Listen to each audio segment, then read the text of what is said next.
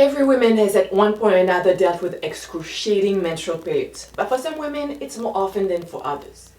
I'm Nicole Marbo, and in this 3-part video series I will share natural tips and strategies you can do at home to ease physical and emotional problems associated with painful periods. If you like this video, share it. If you are new to my channel, subscribe by clicking the bottom right corner of the screen.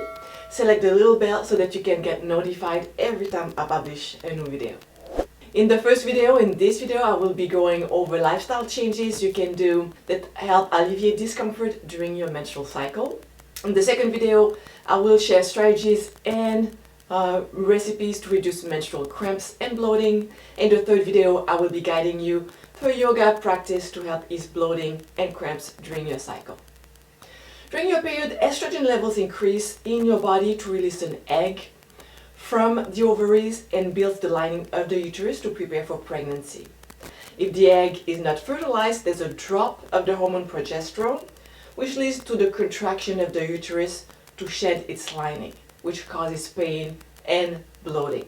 Normal periods occur every 28 days. They last about 3 to 5 days. Also be accompanied by slight discomfort. There's a variation as far as the length and duration of each cycle, as well as the level of discomfort. So common symptoms are due to hormonal change. They include changes in mood, being irritable, low energy, breast tenderness, feeling bloated, cramps, headaches, nausea. You may even have pain that radiates to the back, to the legs, all kinds of symptoms.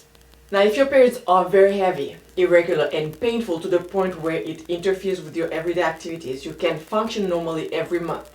Check to your doctor to make sure there's no underlying conditions such as endometriosis or fibrosis. So let's look at things you can do at home on an everyday basis. So one thing is first to keep track of your menstrual cycle. This will help determine if they are regular or not. So you want to track the physical and emotional symptoms when they first start, how long they last, how long your cycle lasts, track your cravings. And tracking your periods will help you prepare for each cycle. For example, if you know in advance that you will be irritable in a few days, let people know around you that you are moody. They will be more empathetic. It's also going to help you plan things that can brighten your mood, such as watching a funny movie or talking to a friend or going out. There's an app that's called Hello Clue, and you can use it on your phone. It's really easy to track your periods, put all the symptoms, and it also helps determine or helps kind of forecast when your next period is coming. The other lifestyle change is to check your weight or to manage your weight.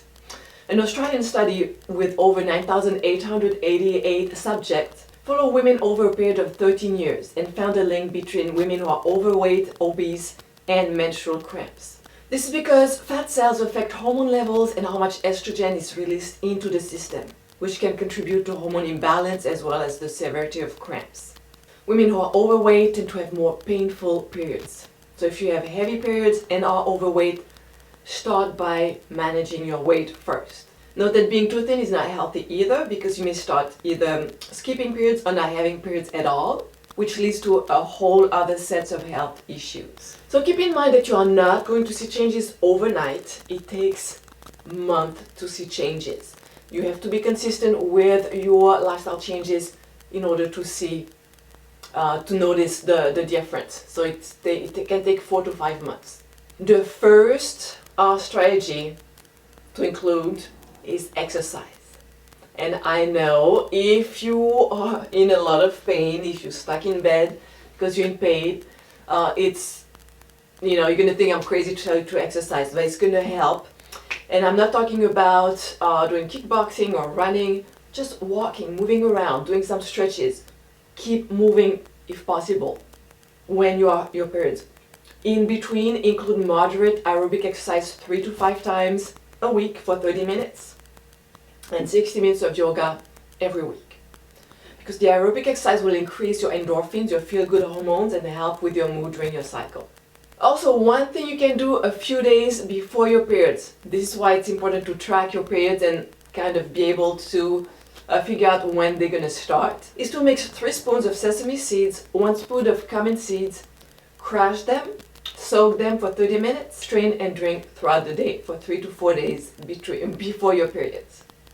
If you find this video useful, remember to give me a thumb up, leave comments, let me know what's going on, what was valuable. If you have any questions, share it, and join me again for the next 2 videos. Next one's going to be about dietary changes, and the third one's going to be about getting together, doing a very gentle, calming yoga practice to ease cramping and bloating. See you next time. Bye for now.